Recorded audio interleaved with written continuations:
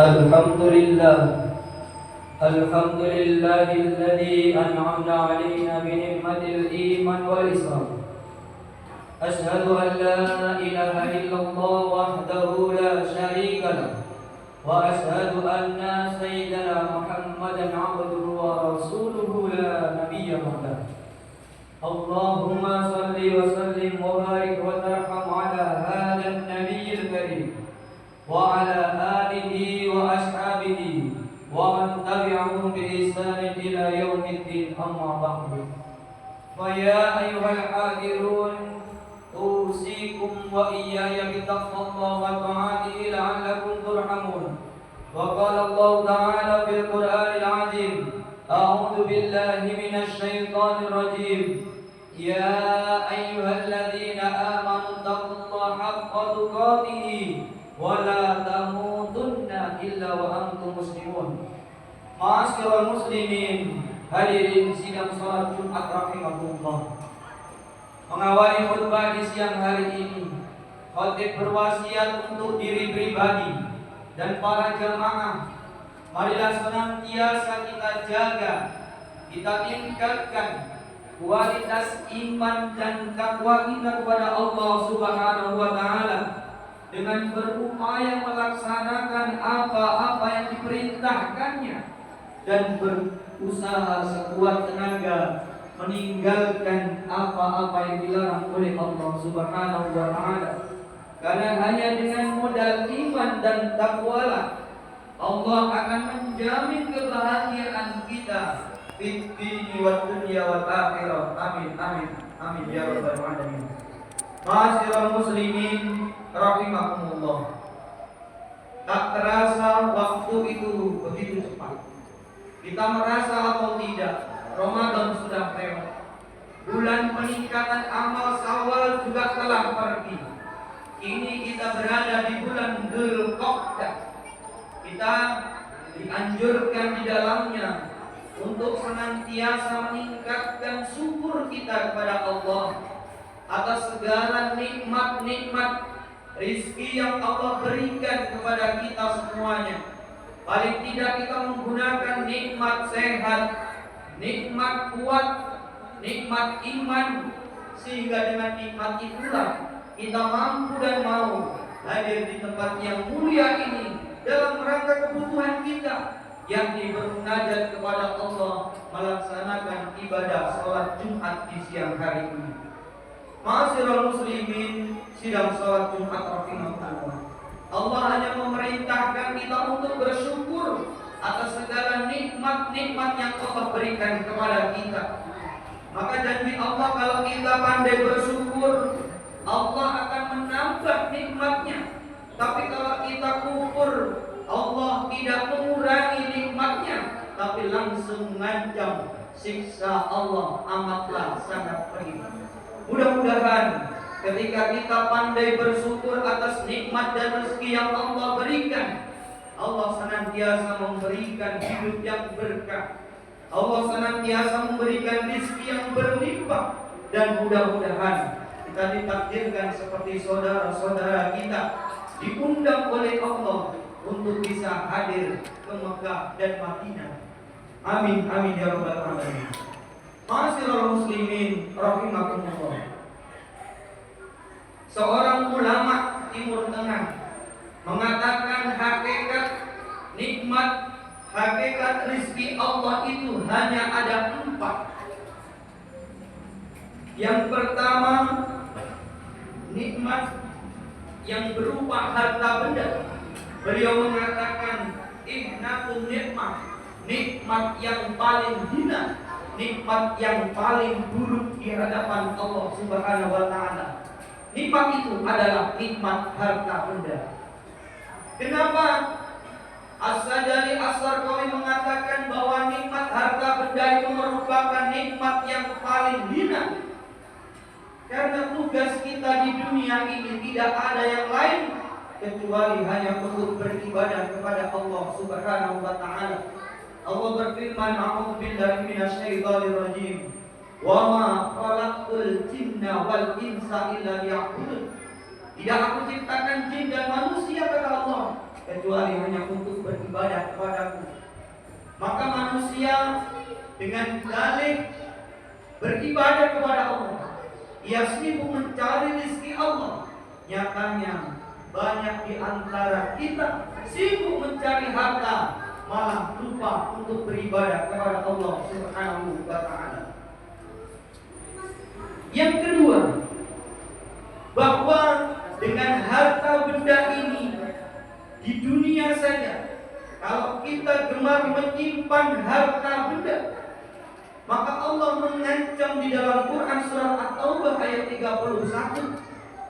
Barang siapa yang menyimpan harta benda, maka harta itu akan dipanaskan di dalam api neraka Allah, kemudian disetrikakan di atas punggung mereka dan dahi mereka, seraya dikatakan, inilah harta yang engkau simpan di dunia. Kalau kita banyak menyimpan harta, kemudian melalaikan kewajiban-kewajiban kita kepada Allah, maka ancamannya cukup jelas. Belum lagi ketika kita menghadap Allah Subhanahu wa ta'ala, maka kita akan ditanya depan dan belakang, dari mana harta itu engkau dapatkan dan kemana harta itu engkau belanjakan. Pantaslah seorang ulama As-Sajali As-Sarqawi mengatakan bahwa nikmat dunia itu nikmat yang paling hina di hadapan Allah Subhanahu wa ta'ala. Ma'asyiral muslimin, sidang salat Jumat rahimakumullah. Nikmat yang kedua adalah akramun nikmat, nikmat yang paling mulia di hadapan Allah Subhanahu wa ta'ala. Nikmat itu adalah nikmat yang berupa kesehatan. Banyak manusia justru banyak yang melupakan nikmat sehat itu. Nyatanya ketika ia sehat, ia lupa untuk beribadah kepada Allah. Giliran ia mulai sakit, ia jatuh sakit, ia khusyuk beribadah kepada Allah Subhanahu wa ta'ala. Padahal kalau kita renungkan berapa banyak nikmat-nikmat Allah yang akan kurang faedahnya bagi kita ketika nikmat sehat itu dikurangi oleh Allah Subhanahu wa ta'ala. Kita banyak harta, kalau kita mulai sakit-sakitan, apakah itu hipertensi atau asam urat atau kolesterol dan lain sebagainya, apalah gunanya harta yang banyak itu kurang bermanfaat bagi kita semuanya. Istri cantik juga demikian. Kalau kita kurang sehat, apa artinya? Tidak ada guna, tidak ada kurang faedahnya bagi kita semuanya. Maka senyampang kita masih diberi oleh Allah kesehatan lahir dan batin, mari kita gunakan sebesar-besarnya. Kita gunakan nikmat sehat itu untuk semata-mata beribadah kepada Allah Subhanahu wa ta'ala. Kita masih diberi kekuatan untuk jalan, mari kita jalan minimal 5 waktu sehari semalam, memenuhi panggilan Allah, yakni sholat 5 waktu di masjid. Kita masih diberi kesehatan tangan, kita masih diberi kesehatan mulut untuk berbicara. Kita jaga pembicaraan kita. Kalau tidak bisa ngomong yang baik, apa kata Rasulullah? Lebih baik ia diam dan lain sebagainya. Senyampang kita masih sehat, mari kita gunakan nikmat sehat itu semata-mata mencari ridha Allah Subhanahu wa ta'ala. Ma'asyiral muslimin rahimakumullah. Hakikat nikmat rizki yang ketiga adalah afdalun nikmat, yakni waladun salih. Nikmat yang paling afdal, yang paling utama di hadapan Allah Subhanahu wa ta'ala adalah anak-anak yang soleh dan solihah. Tidak semua pasangan diberi keturunan oleh Allah Subhanahu wa ta'ala, tetapi tidak semua pasangan yang diberikan keturunan oleh Allah punya jaminan anaknya soleh dan solihah. Dan tidak jaminan pula seorang guru anaknya soleh dan solihah, seorang ustadz, pendakwah, kiai mempunyai anak yang soleh dan solihah. Justru ketika kita mampu memperhatikan pendidikan agama anak-anak kita, maka paling tidak kita sudah berupaya untuk mencetak anak-anak yang soleh dan solihah. Karena itu merupakan potensi atau tabungan bagi kita di hadapan Allah Subhanahu wa Ta'ala, bukan hanya di dunia ini, lebih-lebih ketika kita sudah menghadap Allah Subhanahu wa Ta'ala. Ma'asyiral muslimin, jamaah sidang salat Jumat rahimahumullah, ada yang memprotes bahwa pendidikan agama itu lebih mahal dibandingkan pendidikan dunia.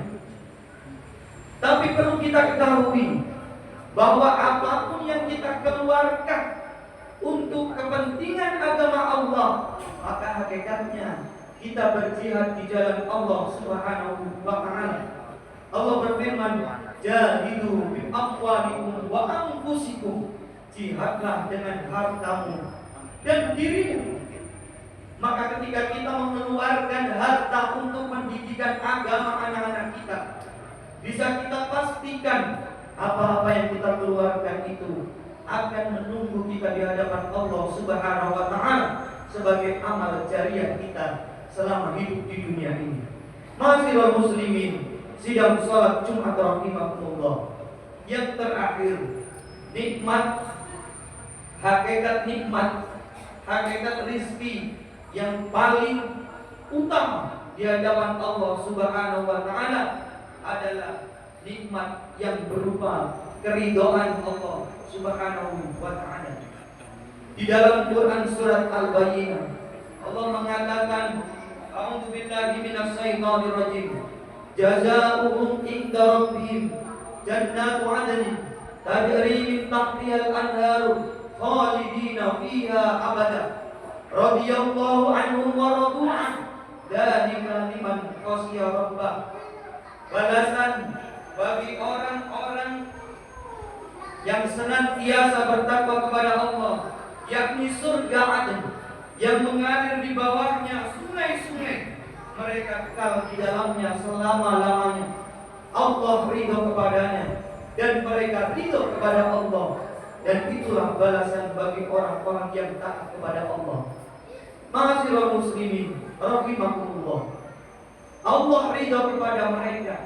Allah ridho ketika mereka taat kepada Allah, melaksanakan perintah-perintah Allah dan meninggalkan apa-apa yang dilarang oleh Allah Subhanahu wa Ta'ala.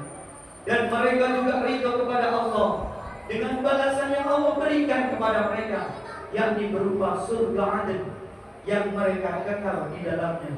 Mudah-mudahan kita senantiasa mendapatkan keridhaan Allah Subhanahu wa Ta'ala, sehingga ketika Allah sudah ridho kepada kita, jangankan kita meminta kepada Allah apa yang kita ketuk di dalam hati kita, apa yang kita mau, bukan kita berdoa kepada Allah, tapi kemauan atau keinginan yang ada di dalam hati kita ini sudah diijabah oleh Allah Subhanahu wa Ta'ala ketika Allah meridhoi kita semuanya. Mudah-mudahan Allah senantiasa memberikan petunjuknya kepada kita. Allah senantiasa meridhoi apa yang kita lakukan, sehingga kita semuanya senantiasa di jalan Allah Subhanahu wa Ta'ala sampai Allah memanggil kita dalam keadaan husnul khatimah. Amin amin ya rabbal alamin. A'udzu billahi minasy syaithanir rajim. Bismillahirrahmanirrahim. Wal 'asri innal insana lafi khusrin illa alladziina aamanu wa 'amilus shalihati wa tawassaw bil haqq wa tawassaw bis sabr. Barakallahu li wa lakum fil Qur'anil 'azim wa nafa'ani bima fihi minal ayati wa dzikril hakim. Taqabbalallahu minna wa minkum tilawatahu innahu huwal ghafurur rahim. Wa qul rabbi ighfir warhamhu wa anta khairur rahimin.